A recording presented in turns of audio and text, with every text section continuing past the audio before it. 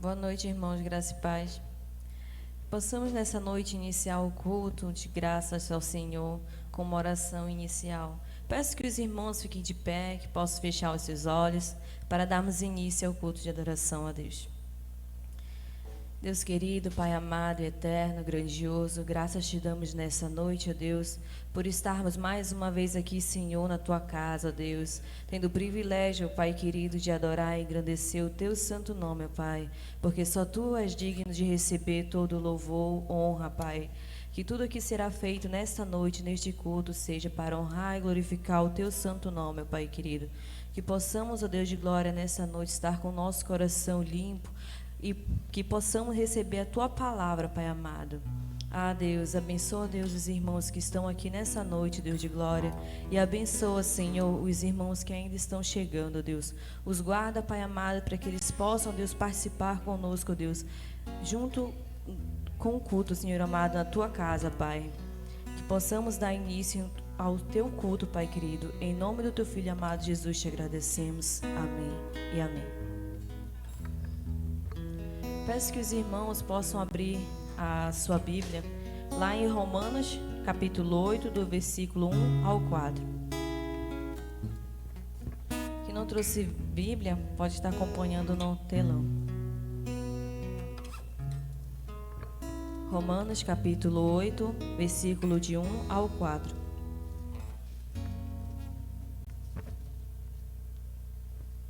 Amém, irmãos? A palavra do Senhor diz assim: portanto, nenhuma condenação há para os que estão em Cristo Jesus, quem não anda segundo a carne, mas segundo o Espírito, porque a lei do Espírito de vida em Cristo Jesus me livrou da lei do pecado e da morte. Portanto, o que era impossível à lei, visto como estava enferma pela carne, Deus, enviando o seu Filho em semelhança da carne, do pecado, pelo pecado condenou o pecado da carne, para que a justiça da lei se cumprisse em nós, que não andamos segundo a carne, mas sim segundo o Espírito. Amém? Possamos nessa noite estar com o nosso coração alegre, para que possamos poder adorar e engrandecer o nome do Senhor com o hino Nenhuma Condenação Há.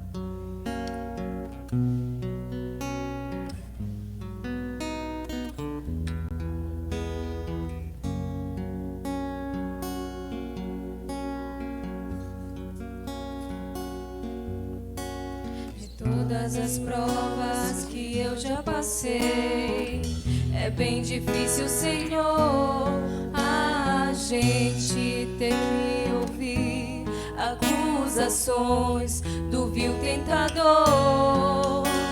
Lembranças do passado vêm e querem me fazer parar, ou mesmo palavras de alguém que não quer na gente acreditar.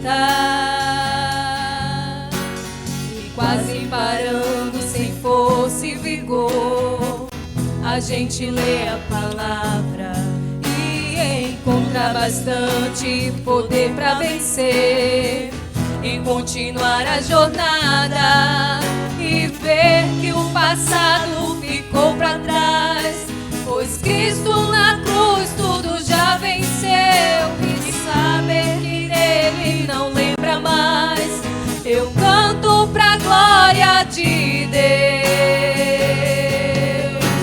Nenhuma condenação há para quem está em ti, Jesus, cuja vida coberta está pelo sangue que desceu na cruz.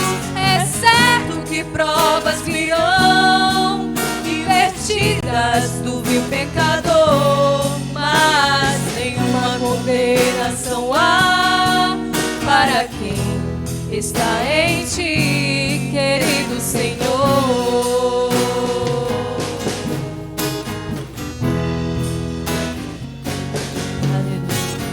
Quase parando sem força e vigor, a gente lê a palavra e encontra bastante poder pra vencer, e continuar a jornada e ver que o passado ficou para trás, pois Cristo na cruz tudo já venceu, e saber que dele não lembra mais. Eu canto pra glória de Deus. Nenhuma condenação há para quem está em ti, Jesus, cuja vida coberta está pelo sangue que desceu na cruz. É certo que provas virão, investidas do vil tentador, mas nenhuma condenação há para quem está em ti, querido Senhor.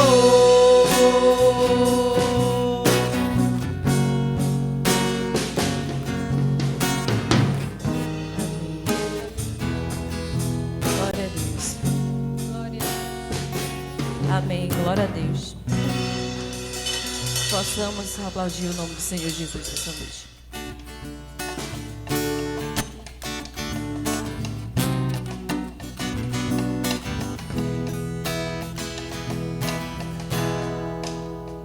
Pelo Senhor marchamos sim, seu exército poderoso é.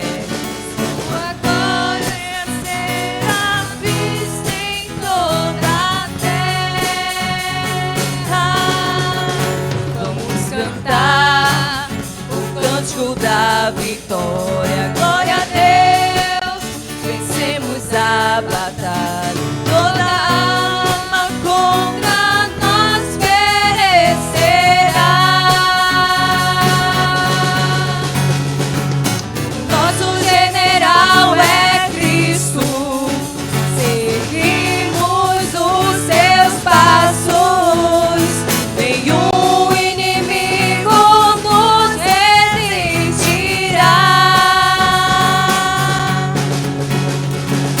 Nosso general é Cristo, seguimos os seus passos. Nenhum inimigo nos resistirá. Pelo Messias marchamos sim, em suas mãos a chave da vitória que nos leva a possuir a terra prometida. O nosso general é Cristo, seguimos os seus passos. Nenhum inimigo nos resistirá. Nosso general é Cristo, seguimos os seus passos. Nenhum inimigo nos resistirá. Nenhum inimigo nos resistirá. Nenhum inimigo nos resistirá. Amém. Glória a Deus. Mais uma vez, irmãos, que possamos ir adorar o Senhor Jesus Cristo, assim que possamos trazer nossos dízimos e ofertas para a casa do Senhor. Com HCC 491, o serviço do meu rei.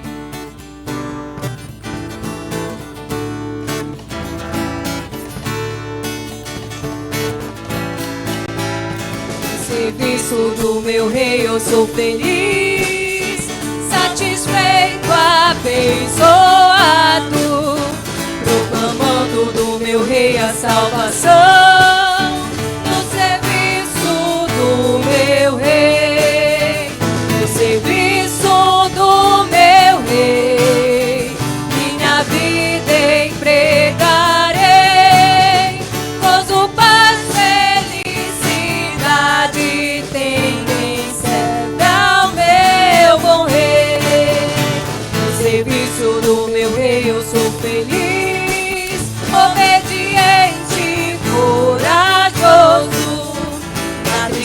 tristeza, na alegria, sei sorrir no serviço do meu Rei, no serviço do meu Rei, minha vida entregarei, gozo, paz, felicidade tem quem serve ao meu bom Rei. No serviço do meu Rei eu sou feliz, jubiloso e consagrado, ao seu lado desafio ao todo mal, no serviço do meu Rei, no serviço do meu Rei, minha vida entregarei, gozo, paz, felicidade tem quem serve ao meu bom Rei. No serviço do meu Rei eu sou feliz, vitorioso e decidido. Quando tenho no serviço gastarei, no serviço do meu Rei, no serviço do meu Rei, minha vida entregarei, gozo, paz, felicidade tem quem serve ao meu bom Rei. Glória a Amém. Glória a Deus.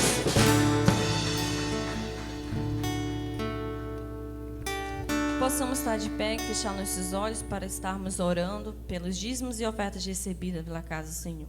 Amém.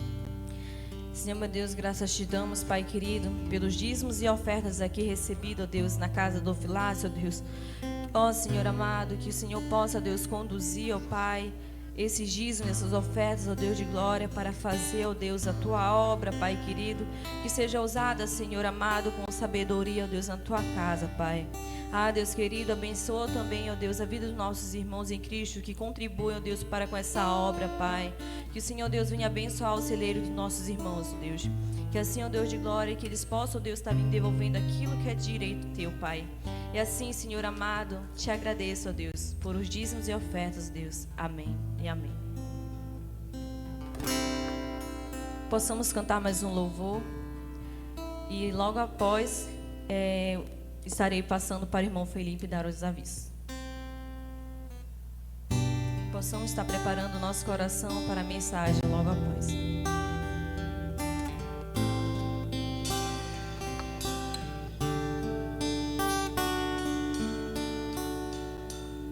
Eu quero ser Senhor amado, como um vaso nas mãos do oleiro, quebra minha vida e me faça de novo. Eu quero ser, Senhor, um vaso novo. Cante aí.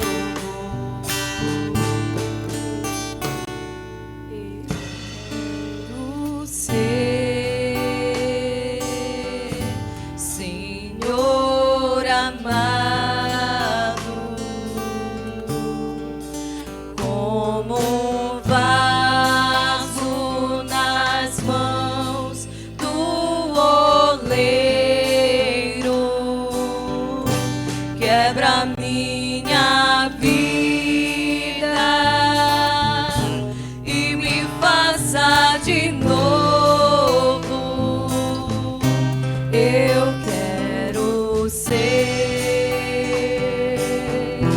Eu quero ser, Senhor, um vaso novo, vaso novo. Amém. Glória a Deus. Amém, irmãos? Abra sua Bíblia em Efésios 5, do 15 ao 17. E a palavra do Senhor diz o seguinte, Efésios 5, do 15 ao 17.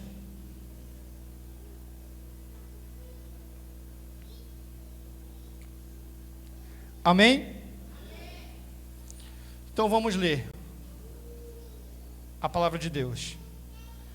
A palavra do Senhor diz o seguinte: portanto, vede prudentemente como andais, não como nécios, mas como sábios, remindo o tempo, porquanto os dias são maus. Por isso, não sejais insensatos, mas entendei qual seja a vontade de Deus. Amém? Feche os olhos, irmãos, vamos orar.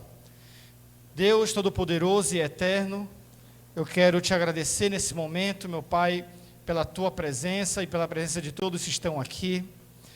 Ó Deus, eu te peço que a tua palavra possa falar aos nossos corações, e não, Senhor Deus, por minha causa, mas por tua causa, Senhor, pelo teu Espírito. Eu te peço que o Senhor possa estar trabalhando livremente nesse lugar, colocando a nossa atenção na tua palavra, colocando o nosso coração diante de ti, que os nossos ouvidos estejam prontos a ouvir, que a nossa mente possa ser transformada, que a nossa vida possa ser mudada, Senhor. Sacia a nossa sede e a nossa fome nessa noite, Senhor. É o que eu te peço, no nome santo de Jesus, e todos digam amém, irmãos. Pode sentar.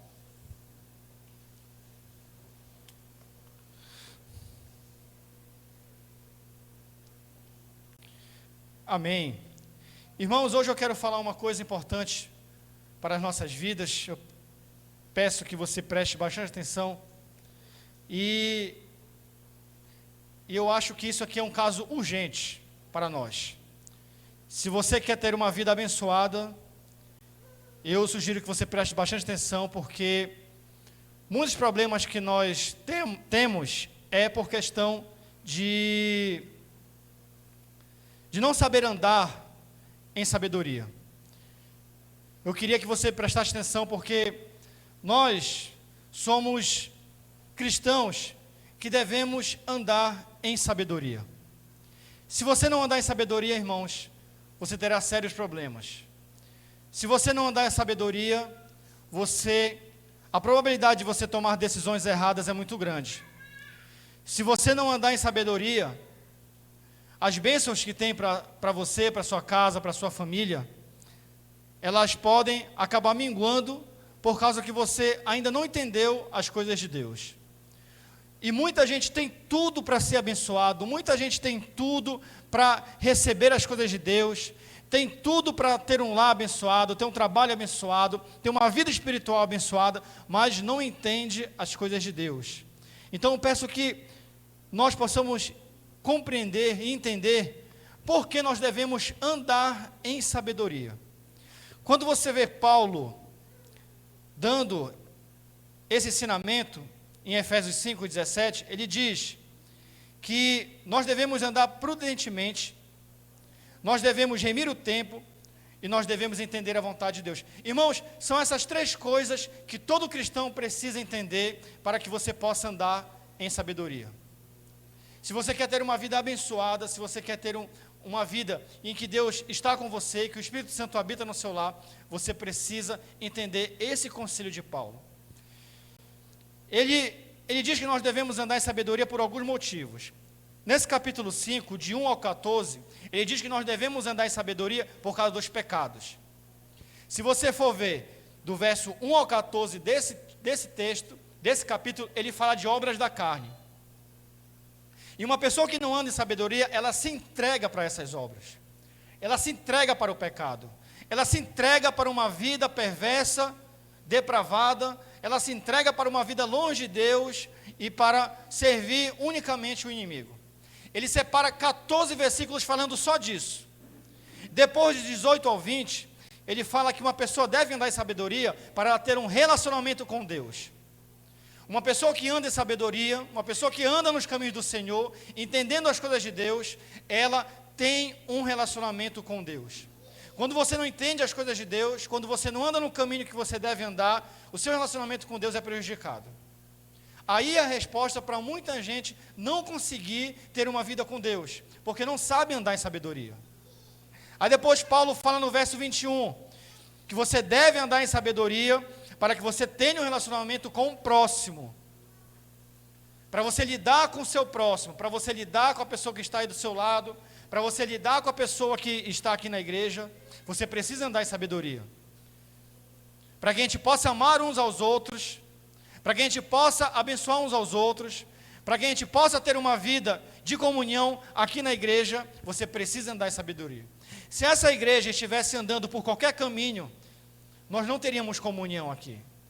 Se nós andássemos por qualquer lugar e tivéssemos uma vida desgarrada por aí, andando e aproveitando qualquer caminho, este culto não estava acontecendo. Você não estava aqui, eu não estava aqui, essa igreja estava fechada. Mas nós, como andamos em sabedoria, é por isso que estamos aqui em comunhão. Amém? E isso é importante para que esse culto que está acontecendo agora aqui aconteça. A igreja deve andar em sabedoria. E ele encerra do verso 22 ao 33. Devemos andar em sabedoria para que possamos ter um relacionamento abençoado dentro de casa. Ele começa a falar de esposa, começa a falar de marido, como o marido trata a esposa, como a esposa trata o marido. Você sabia que para que você tenha um lar abençoado na sua casa, você precisa andar em sabedoria. Você precisa saber as coisas de Deus, precisa começar a se aprofundar naquilo que Deus quer falar para você. Os lares, às vezes, eles estão totalmente destruídos, por quê? Porque o marido, a mulher, o filho, o primo, o irmão, o tio, eles não têm a sabedoria que vem do céu. E acaba que a casa vira um lugar de desordem, uma bagunça. Porque aquela família está desorientada, ela não tem um caminho para seguir. Ela não consegue ouvir os conselhos de Deus para ter uma vida abençoada dentro do seu lar. Então, meu irmão, andar em sabedoria é bênção para você em todos os aspectos da tua vida. Andar com o próximo, relacionamento com Deus, vida dentro de casa, tudo isso, vencer o pecado, tudo isso você precisa andar em sabedoria para poder ter senso, ter inteligência, prudência para poder andar nessas coisas. Aí Paulo olha para a igreja e diz, para que vocês vençam tudo isso, andem com sabedoria nessas áreas, vocês precisam fazer uma coisa. Verso 15, olha aí na sua Bíblia. A primeira coisa para você andar em sabedoria, ele diz assim, ele olha para os Efésios, ele diz assim, portanto, vede prudentemente como andais, não como nécios, mas como sábios. Irmãos, se nós não andamos com sabedoria, é porque não queremos. Essa é a grande verdade. Eu vou lhe dizer por quê. Porque o Senhor, Ele dá sabedoria. Provérbios 2,6 diz que Ele dá sabedoria. E Tiago 1,15, ele diz que é de graça, e não lança no rosto. Amém? Se nós não andamos em sabedoria, se nós estamos desinstruídos, estamos desalinhados, estamos andando por caminhos tortuosos, é porque nós queremos. Porque a sabedoria Deus dá, e Ele dá de graça. Aí Paulo diz assim, portanto, vede prudentemente como andais, não como nécios, mas como sábios. A palavra prudentemente, irmãos, se eu for traduzir ela termina numa palavra difícil, mas é uma palavra importante para que você entenda. Chama-se circunspecto. A palavra traduzida de prudentemente é circunspecto, ou seja, uma ação de olhar ao seu redor. Você consegue ter uma análise de tudo que está ao redor de você. Você avalia todos os aspectos de uma situação. Todos os seus sentidos estão funcionando. Quando você anda num lugar, tudo é ligado. Você presta atenção nas circunstâncias, presta atenção nos caminhos, presta atenção nas propostas, presta atenção em tudo que vem acontecendo e você faz uma avaliação circunspecta do local, do ambiente e de onde você está inserido. Amém? Por isso que ele fala, vede prudentemente como andais. Ele diz assim, analise ao seu redor, tenha uma avaliação de todos os aspectos de uma situação. O que é isso, meu irmão? O nécio, olha só como é o nécio. O nécio, ele se mete em qualquer lugar sem avaliar as circunstâncias. O nécio, o que é o nécio? É uma pessoa imprudente. É uma pessoa que ela não tem sabedoria.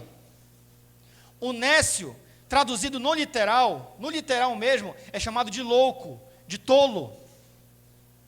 E Deus falando através de Paulo, ele diz que essas pessoas que entram em qualquer lugar e não fazem uma avaliação deste ambiente, são nécios, são loucos, são tolos.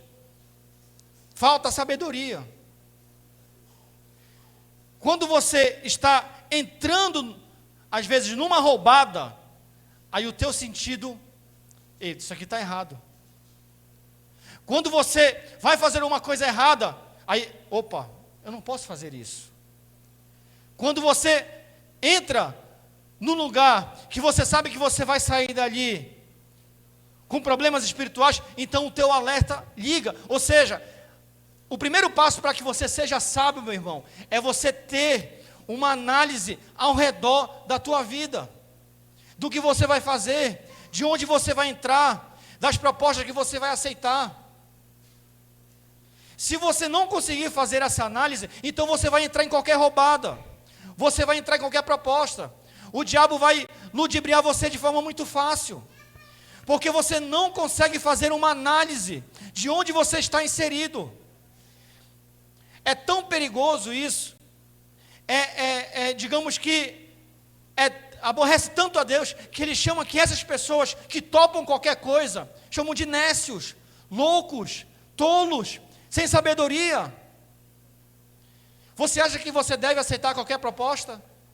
Você acha que você deve andar em qualquer lugar? Você acha que você deve tomar qualquer decisão? Você acha que para tomar uma decisão, você não deve consultar Deus, você deve tomar a decisão de bate-pronto? Isso é uma análise, irmão. Você faz uma análise circunspecta. Vede prudentemente como vocês estão andando.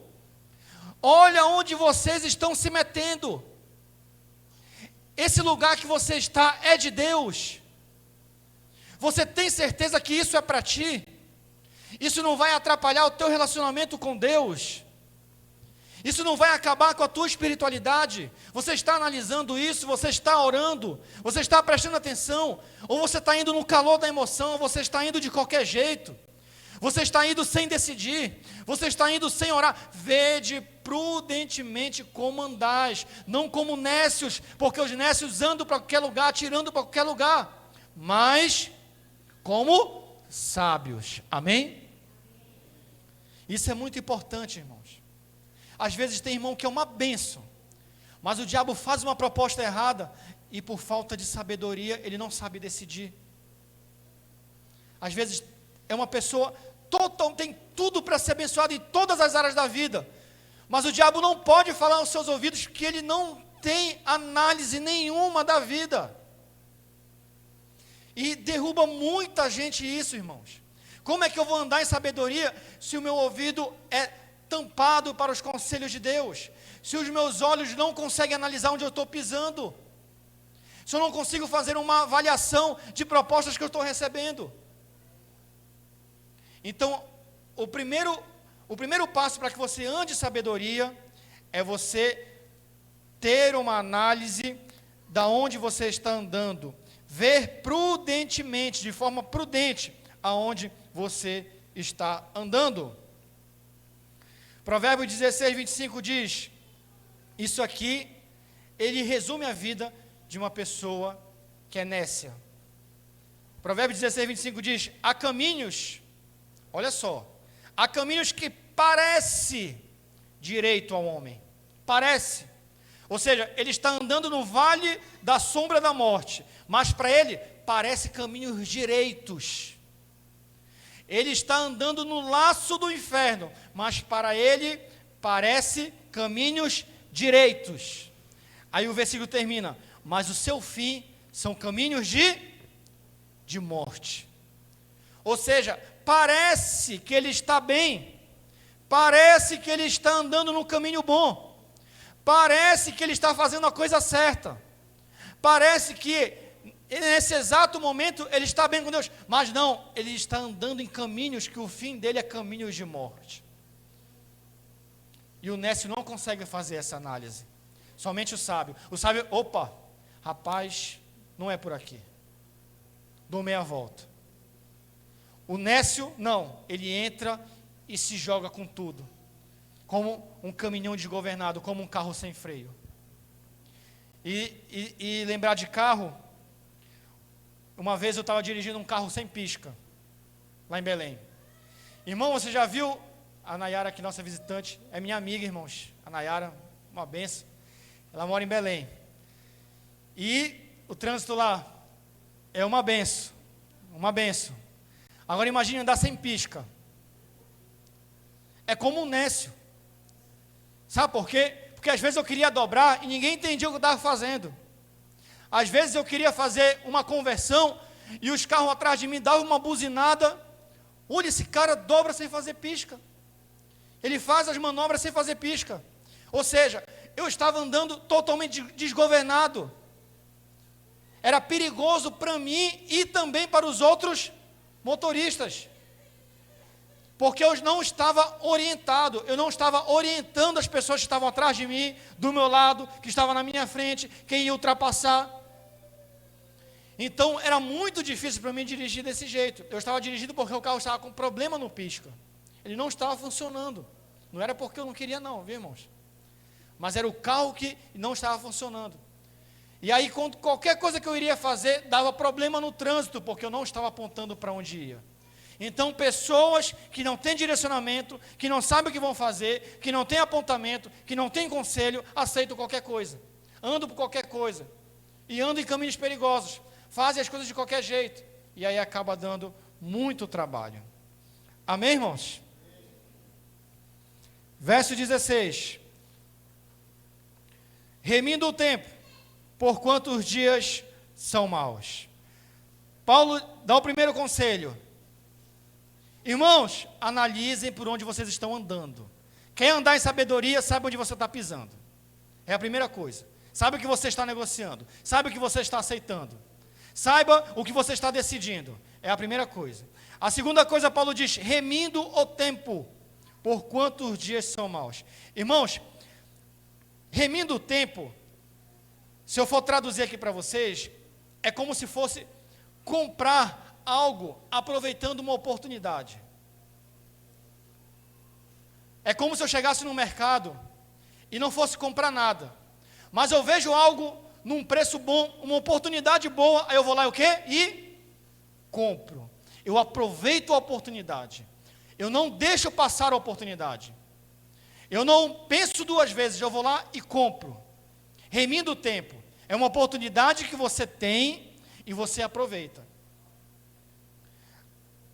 E por que nós devemos remir o tempo? Aproveitar o tempo, aproveitar a vida que nós temos, aproveitar enquanto estamos vivos. Aí ele diz assim, olha, vocês devem fazer essas coisas, porque os dias são maus. Ande hoje com Deus, porque amanhã você não sabe como você vai estar.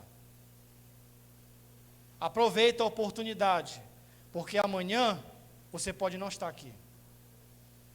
Aproveite o tempo que Deus está lhe dando, porque você pode estar escutando o último sermão. Pode ser seu último culto.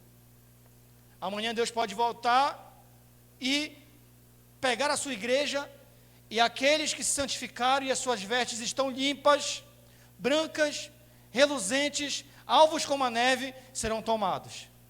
E aqueles em que a sua vergonha está sendo mostrada, serão deixados. Aproveite enquanto você pode fazer, porque depois, os dias, eles são o quê? Eles são maus. E eu vou lhe dizer por que os dias são maus, irmãos. Os dias são maus, porque 2 Coríntios diz que Satanás é o Deus deste século. Eles são maus porque 1 João 5,9 diz que este mundo, ele jaz no maligno. E João 16,11 diz que ele é o príncipe deste mundo. Ou seja, ele é o Deus deste século, o mundo jaz no maligno, e o inimigo é príncipe deste mundo. Ou seja, irmão, olha essa análise aqui. Por que os dias são maus? Porque nós estamos no terreno do inimigo. Por que nós devemos aproveitar as oportunidades que Deus nos dá? Porque aqui, este mundo não dá oportunidade para você. Este mundo, ele quer te destruir. Este mundo, ele quer te arrebentar. Você está no terreno inimigo. Você está no terreno escorregadio. Você está num terreno que não te pertence. Você está num terreno onde o inimigo é favorável e não você. Você está pisando num lugar onde ele governa, onde ele manda e onde ele desmanda. Este mundo, ele está, devido à queda, tudo sofreu com o pecado. Até a criação de Deus, nós, as plantas, as árvores, tudo foi afetado com a queda. O inimigo, ele está aqui como uma serpente no jardim, esperando alguém para ludibriar. Ele é como um leão ao redor, esperando alguém para tragar. Então, irmão, esse lugar aqui não é as moradas do céu, não é a vida eterna, não é a Nova Jerusalém, é o campo do inimigo. Aqui os dias são maus, aqui você fica doente e pode morrer. Aqui ele pode planejar algo com você e você pode cair. Aqui você pode passar por situações que ele pode estar planejando para você. Jó tinha uma vida ótima até o diabo entrar no jogo. Judas traiu Jesus porque o diabo entrou no seu coração. Ele era corrupto, ele era ladrão. Meu irmão, onde ele entra, ele vai para bagunçar o negócio. Então esses dias são maus, irmãos. Então nós devemos aproveitar agora a oportunidade, não perder a oportunidade de estar bem com Deus. A tua reconciliação com Deus você não pode deixar para a semana que vem. Você não pode deixar a tua decisão para daqui a um mês, daqui a 6 meses. Você não sabe, os dias são maus. E se Deus não intervir, o diabo leva a tua vida, irmãos. Jó falou assim, pode fazer tudo, somente não lhe tira a vida. Deus não permitiu, mas tem pessoas que o inferno ceifa a alma, porque não estão aproveitando a oportunidade neste mundo, irmãos. Nós somos uma vela que pode se apagar a qualquer momento com o sopro de Deus. Essa carne perecerá. Esse corpo vai perecer. Este mundo irá perecer. Essa cidade que você está pisando nesse exato momento, ela irá perecer. E é o que fazemos aqui, nesta terra, é o que define para onde nós iremos. Charles Spurgeon diz, não haverá coroa no céu, se não carregar uma cruz aqui na terra. Então devemos aproveitar as oportunidades. Não é prudente desperdiçar as oportunidades num terreno desse que é tão perigoso. Num terreno desse onde os dias são maus.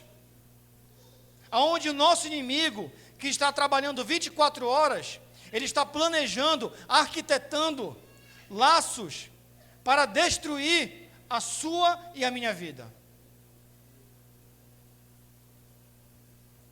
Quem lembra do ladrão da cruz?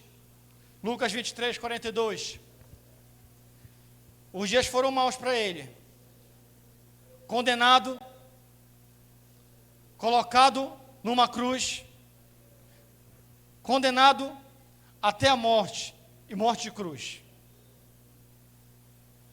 E ele teve apenas uma oportunidade, irmãos. Uma oportunidade. E qual foi a oportunidade que ele teve? O Salvador estava do seu lado. E ele morrendo, com as mãos e os pés atravessados, ele olha para o Senhor e diz: Senhor, lembra-te de mim quando entrares no teu reino. Lembra-te de mim, Senhor. Era a oportunidade dele. Se ele perdesse aquela, ele não estaria no paraíso com o Senhor. Se ele desse uma de orgulhoso, ele não estaria no paraíso. Se ele dissesse assim: Jesus, eu vou pensar, Jesus, eu não estou preparado ainda para tomar essa decisão, ele não estava no paraíso. Era a única oportunidade que ele tinha. Era aquela. Se ele perdesse, irmãos, não teria outra. Zaqueu, Lucas 19. Jesus entrando pela última vez em Jericó. Última vez. Dali, Jesus já iria para a crucificação. Era a última vez. Quem salvou, salvou. Quem não salvou, não salva mais. Ele entra em Jericó e diz: Zaqueu, desce, porque me convém entrar na tua casa.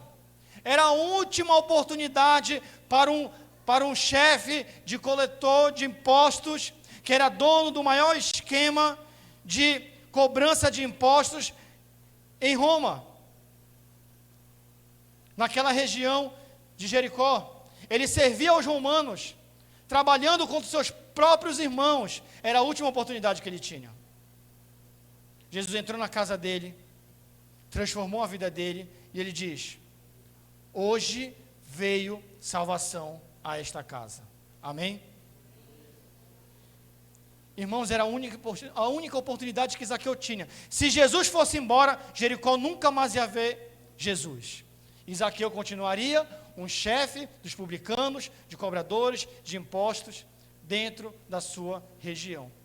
E quando acabasse a vida dele, ele estaria perecendo. Você olha em Lucas 18, o jovem rico, ele teve a oportunidade ou não teve? Jesus chegou com ele chegou com Jesus: o que eu tenho que fazer para ser salvo? Ele disse: guarda os mandamentos. Citou todos os mandamentos. Eu faço isso desde a minha mocidade. Então, para ser perfeito, vende tudo que tens e dá-os aos pobres, e vem e me segue-me. Era uma única oportunidade, irmãos. E a palavra diz que aquele jovem ficou muito triste, porque era dono de muitas propriedades. Ele perdeu a oportunidade. Ele não viria mais Jesus. A porta da graça se fechou para ele. Ele não iria mais ter um encontro com o Salvador. A única oportunidade que ele teve, frente a frente com Jesus, ele tinha que fazer apenas uma coisa: tirar o seu coração do dinheiro e colocar o seu coração em Jesus. Era a única coisa que ele tinha que fazer. Mas ele se entristeceu, porque ele tinha muitos bens, muitas coisas. E aí, por causa disso, acabou perdendo a oportunidade que ele tinha. Irmão, nós devemos trabalhar remindo o tempo, porque os dias são maus. A oportunidade é agora, irmãos. É agora. Se você está deixando a oportunidade para depois, você não está sendo sábio. E eu vou dizer uma coisa para você: você irá se arrepender muito com uma decisão tomada de forma errada. Nenhuma decisão errada traz alegria no final. Nenhuma decisão irresponsável traz alegria no final. Nenhuma decisão tomada de forma sem pensar, ela não vai te trazer nada de bom no seu final. Toda decisão errada, toda oportunidade desperdiçada, tudo aquilo que nós deixamos para fazer depois, a conta ela vai chegar para as nossas vidas. Nós devemos trabalhar remindo o tempo, porque os dias, eles são maus para a glória de Deus. Amém? Os dias são maus, irmãos. Nós devemos aproveitar ao máximo. Verso 17. A primeira instrução de Paulo: vede por onde vocês estão andando. Segundo, trabalhe remindo o tempo, porque os dias são maus. E terceiro, por isso, não sejais insensatos. Olha só Paulo falando. Ele nem deu a instrução ainda. Ele já foi logo falando: por isso, não sejais insensatos, mas entendei qual seja a vontade de Deus. Irmão, como eu falei no início, se você não anda em sabedoria, você não entende a vontade de Deus. Se você não entende a vontade de Deus, a probabilidade de você decidir coisas erradas é muito grande.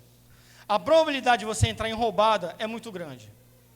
A probabilidade de você fazer coisas que vão te trazer consequências más depois é muito grande.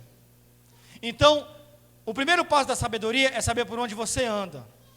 O segundo passo para você andar em sabedoria é remir o tempo, aproveitar o tempo, aproveitar as oportunidades, porque os dias são maus. E a terceira é entender a vontade de Deus. Não entender a vontade de Deus traz consequências amargas para a vida do ser humano. Por quê, irmãos? Porque, como eu falei, nós estamos num terreno inimigo. Nós estamos habitando no lugar onde o Deus deste século é o inimigo das nossas almas, onde o príncipe desta terra é o inimigo das nossas almas. E este mundo, ele jaz no maligno. Então, é totalmente insensato andar num mundo desse sem conhecer a vontade de Deus. Porque as consequências dessa terra é aqui mesmo. Decisões erradas aqui, aqui mesmo você vai pagar. Plantou, colhe logo aqui. Você precisa entender a vontade de Deus. E como é que eu entendo a vontade de Deus? Como é que eu consigo compreender o que Deus quer para mim, irmãos? Como é que você vai compreender o que Deus quer para você? Romanos 12, 2. Olha o que Paulo diz em Romanos 12, 2.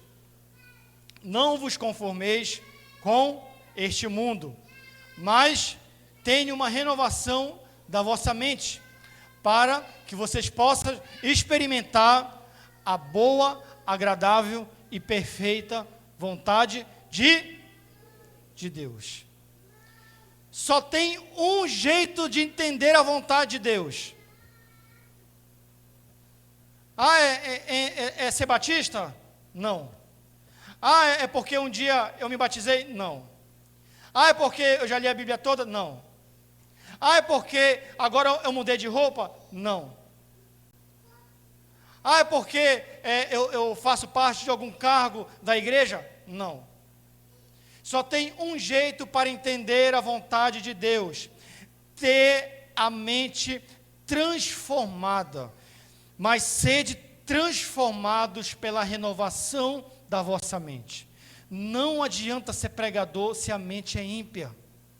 Não adianta ser crente se a mente é mundana. Não adianta participar ou fazer qualquer coisa, mas se aqui dentro é perverso, é trevas, se aqui dentro não há luz, se aqui dentro não for a mente de Cristo, como eu vou entender a vontade de Deus se a minha mente está em trevas, se eu não sou transformado? Paulo olha para os romanos, que eram pagãos. Então, quando eles se convertiam, eles queriam trazer paganismo para o cristianismo. Então ele diz: não, isso não é uma conversão. Vocês têm que ter a renovação da mente de vocês. Vocês têm que ser transformados. Vocês têm que mudar de mente. Isso que vocês gostam, vocês têm que parar de gostar, porque a mente de vocês tem que ser transformada. Isso que você está querendo trazer, não pode, porque você só gosta disso porque a sua mente não é transformada. É porque você não entende as coisas de Deus. É porque você não entende o caminho de Deus. Irmãos, só iremos ter um direcionamento de Deus para nossas vidas se aquilo que recebe a orientação de Deus, que é a tua mente, ela tem que estar transformada. Não se coloca vinho novo em odres velhos. Não se recebe iluminação divina para quem tem uma mente cabulosa. Não consegue ter uma ligação, Deus e a sua criatura, se aquilo que recebe os conselhos de Deus, eles não estão prontos para receber. Não tem como fazer uma plantação num terreno onde as sementes não estão devidamente plantadas, onde o solo é duro, onde há rochas, onde há espinhos, onde há plantas que estão consumindo as sementes de Deus, ervas daninhas, não tem como. É por isso que muita gente não consegue entender a vontade de Deus, porque a sua mente não está pronta para receber iluminação. Então, como é que eu vou andar em sabedoria neste mundo, se eu não consigo, irmãos, ter uma iluminação, se a minha mente, o único sinal que ela consegue receber é o sinal desta terra. A palavra transformados, em Romanos 12, significa metamorfose, mudança total. Era uma forma, agora se transformou em outra. Não é algo que ele pega e ele dá uma calibrada, não. É como se fosse um vaso, e Deus quebra esse vaso, e ele faz um outro vaso. É uma metamorfose, é uma transformação. Aquilo que estava no início, não está mais no final. Então, para que eu possa receber a iluminação divina, para que você possa entender as coisas de Deus, para que você possa ter orações respondidas, para que você possa ter uma intimidade com Deus, para que você possa vencer pecados, para que você possa fazer uma análise da tua vida, analisar onde você está pisando, remir o tempo, aproveitar as oportunidades, você precisa entender a vontade de Deus. E você só entende a vontade de Deus se a tua mente for transformada. Não tem como ser iluminado se eu estou em trevas. Amém, irmãos? A nossa mente precisa ser transformada para que eu possa andar em sabedoria. Eu tenho que pensar diferente. Eu tenho que ter um olhar diferente para o pecado. Eu tenho que aprender a dizer não. Eu tenho que aprender, obrigado. Eu tenho que aprender a saber as coisas de Deus para a minha vida. E você só vai conseguir isso de um jeito, irmãos. É ter a mente renovada e transformada. Sofrer uma metamorfose total. Você não tem como ser iluminado por Deus se você continuar o mesmo. Não existe iluminação para ímpios, somente para quem é sal e para quem é luz. É por isso que às vezes não entendemos as coisas de Deus, é por isso que não temos orações respondidas, é por isso que as coisas não acontecem, é por isso que os pecados nos dominam, é por isso que as coisas às vezes não conseguimos vencer, é porque não entendemos as coisas de Deus para a nossa vida. Hoje o Brasil, ele tem 50 milhões de evangélicos, 50 milhões. Nós somos 22%, segundo o IBGE 2010, nós somos 22% de evangélicos no Brasil, que dá em torno de 50 milhões. Irmãos, daqui a 10 anos, 12 anos, nós seremos maioria neste Brasil. Nós seremos maioria. Agora, a pergunta é o seguinte: vamos aumentar na quantidade e não na qualidade? Será que vai ter muita adesão e pouca conversão? Será que nós vamos inchar e não seremos cheios do Espírito? Porque não adianta ter 100 milhões de evangélicos no Brasil, se a mente não for o quê? Transformada. Se não entender as coisas de Deus, se não entender o Espírito Santo, se não entender a iluminação divina, se não entender que não pode servir a este mundo, se não entender que não pode servir ao inimigo, se não entender que não pode servir as coisas que este mundo está oferecendo. Não adianta nós tomarmos o Brasil de evangélicos, mas se a igreja não tiver uma mente transformada, irmãos, não vai acabar dando em nada. Em nada.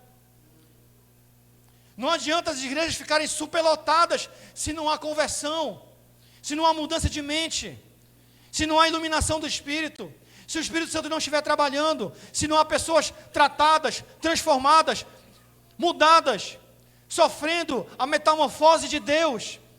Se não há pessoas assim, não adianta.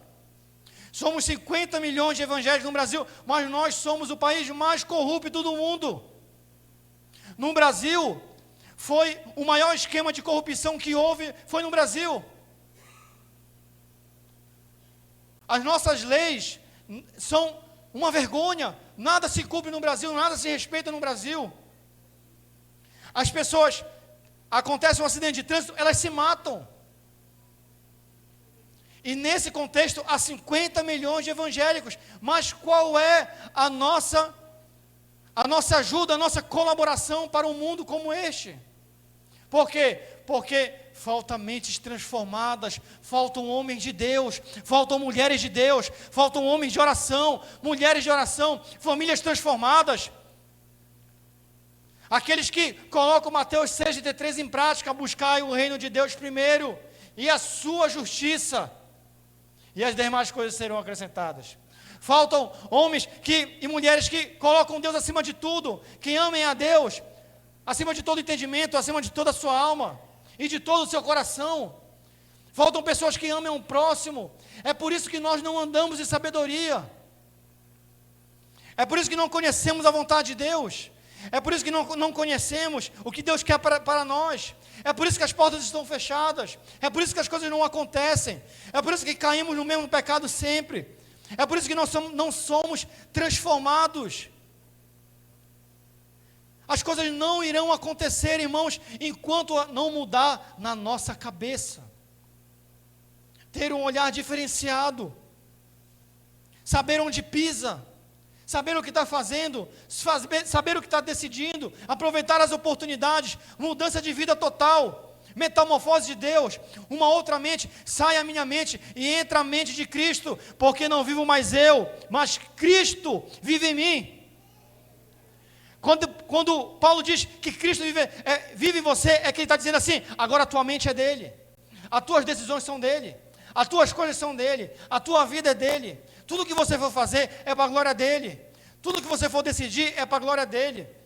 A primeira coisa na tua vida é o reino de Deus.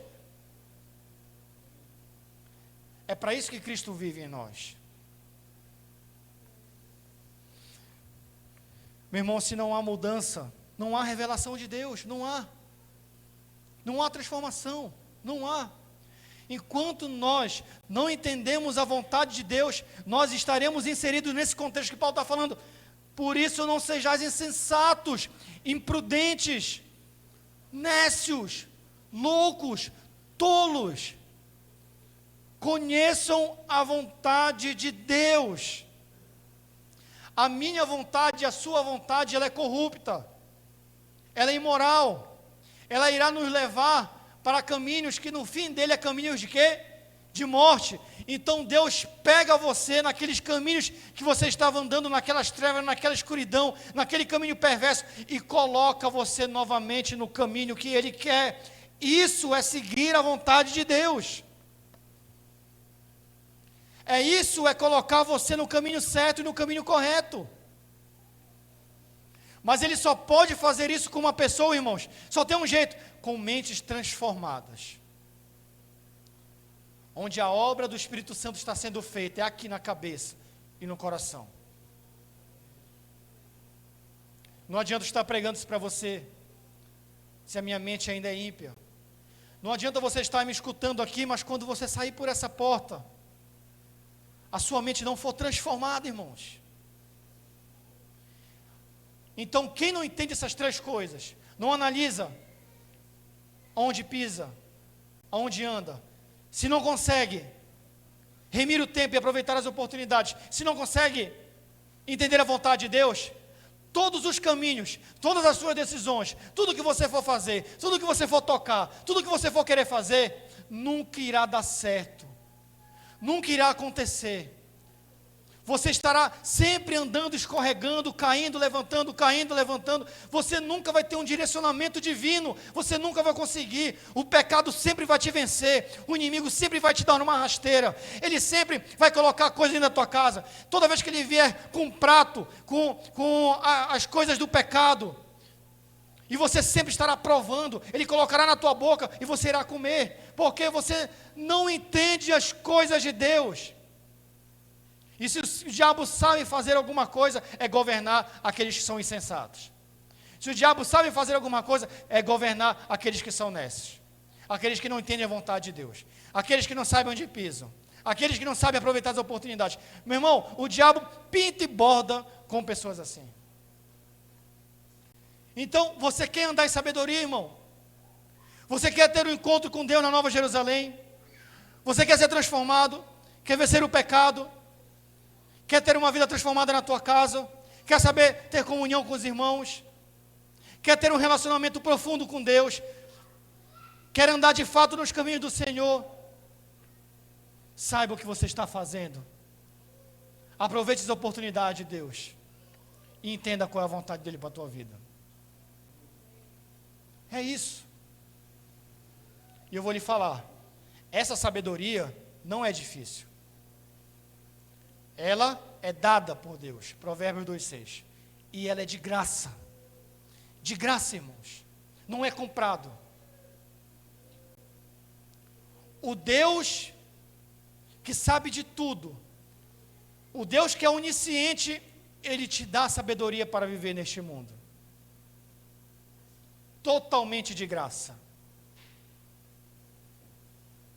Para me fazer os meus cursos, eu tive que pagar R$7.000, por exemplo, curso de teologia. A licenciatura em história que eu estou fazendo, eu vou ter que pagar R$6.000.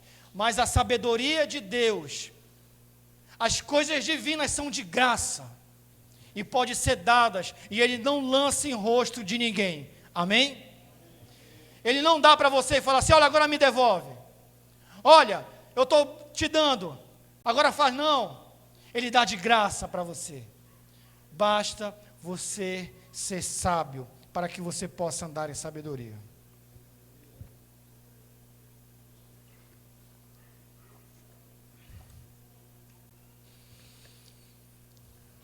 Nesse texto nós aprendemos 3 coisas. Eu quero chamar o Ministério de Louvor. E eu peço que você fique de pé.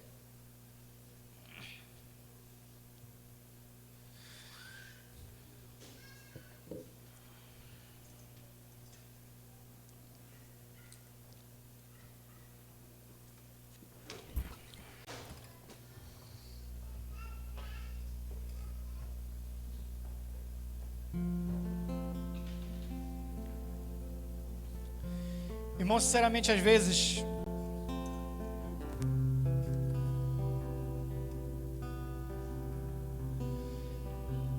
dói meu coração ver que algumas pessoas, elas só estão passando por tribulação porque lhe falta sabedoria de Deus, falta conhecimento, falta iluminação. Só que é uma coisa, meu irmão, que mesmo que você fale assim para mim, irmão, ore por mim, eu vou orar por você, eu vou dobrar meus joelhos e vou pedir a Deus, só que é uma coisa tua com Deus. Eu posso passar horas orando, eu posso ter o tanto de unção que for necessário, mas, meu irmão, Deus só vai dar para você quando você se dobrar diante dele. Aí sim você vai andar em sabedoria. Aí sim as coisas vão acontecer.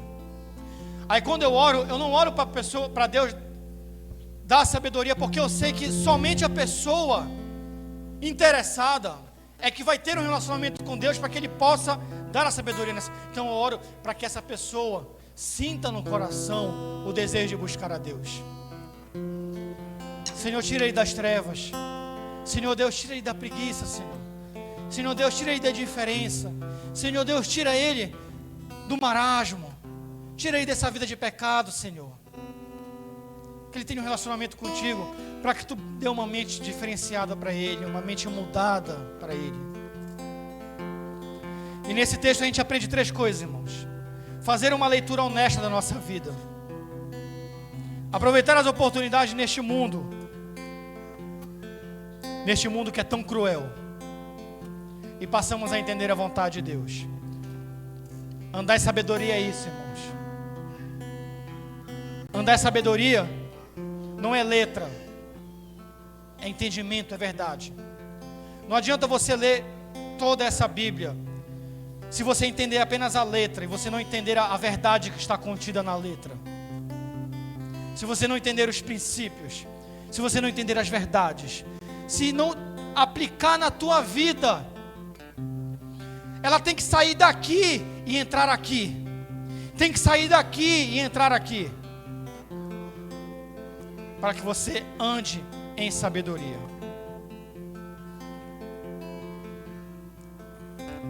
Eu quero ler um texto para encerrar. Está na projeção aí. Provérbios 2.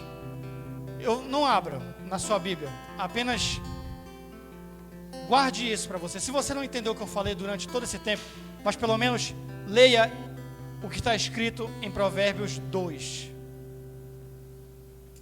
E eu quero que você leia, vai sair aqui. Ele diz assim: Filho meu, se aceitares as minhas palavras e esconderes contigo os meus mandamentos, para fazeres o teu ouvido atento à sabedoria, e inclinares o teu coração ao entendimento, se clamares por conhecimento e por inteligência, alçares a tua voz, se como a prata a buscares e como a tesouros escondidos a procurares, então entenderás o temor do Senhor e acharás o conhecimento de Deus, porque o Senhor dá a sabedoria, da sua boca é que vem o conhecimento e o entendimento. Ele reserva a verdadeira sabedoria para os retos. Escudo é para os que caminham na sinceridade, para os que guardam as veredas do juízo. Ele preservará o caminho dos seus santos. Então entenderás a justiça, o juízo, a equidade e todas as boas veredas.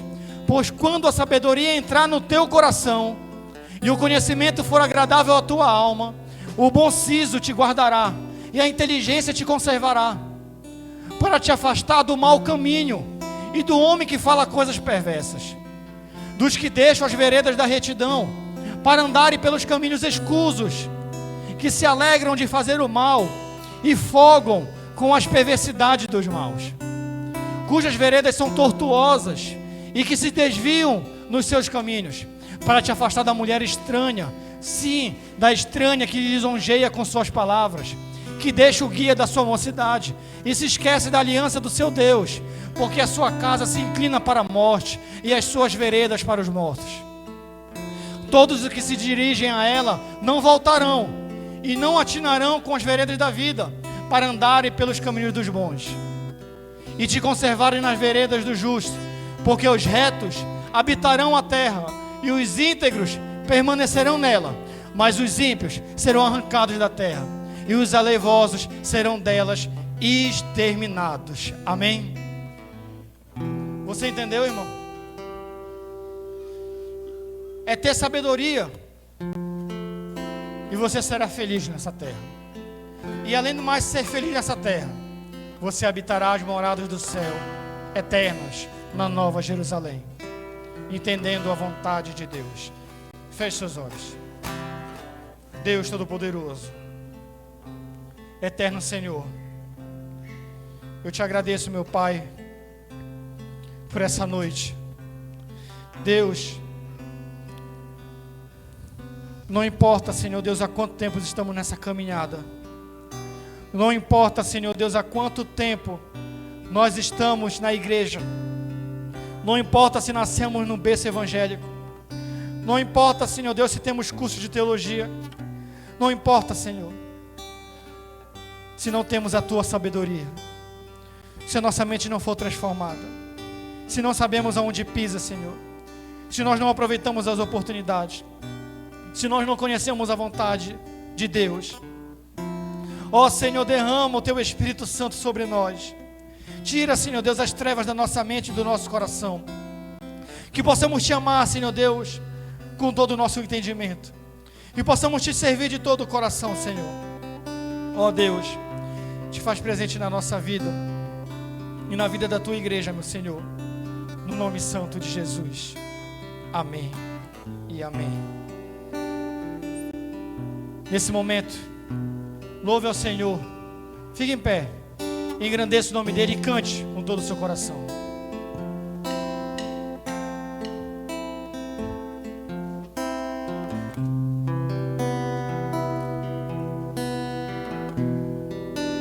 Tens liberdade aqui, Espírito de Deus, Espírito de Deus.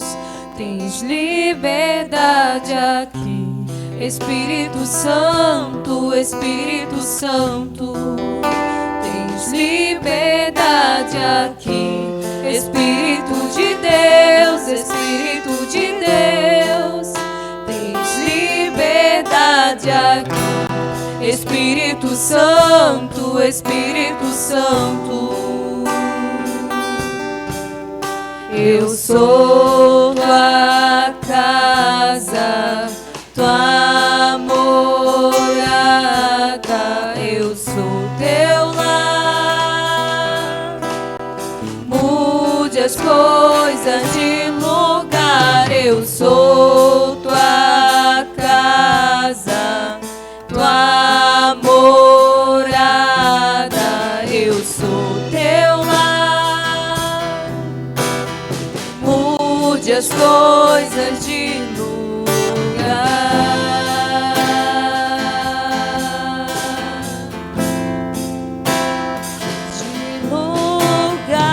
Senhor.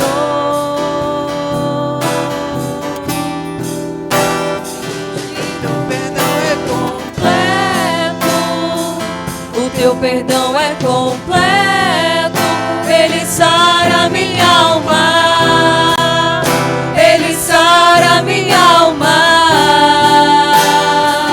O Teu perdão é completo, o Seu perdão é completo, Ele sara minha alma, Ele sara minha alma.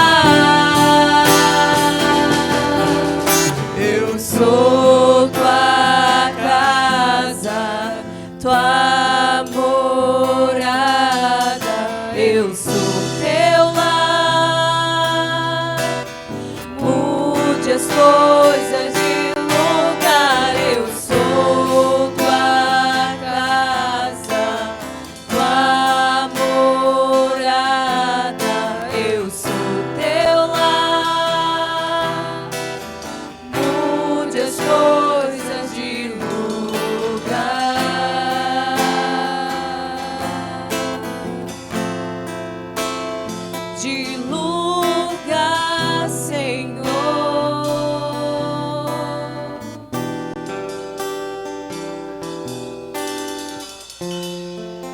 Aleluia. Glória a Deus. Aplauda o Senhor. Irmãos, tenha uma semana abençoada. Vá para o seu lar, buscando a vontade de Deus, amém? Antes de você sair, cumprimente seu irmão, dê um cumprimento com ele. Tenha uma semana abençoada e que Deus abençoe você, no nome de Jesus.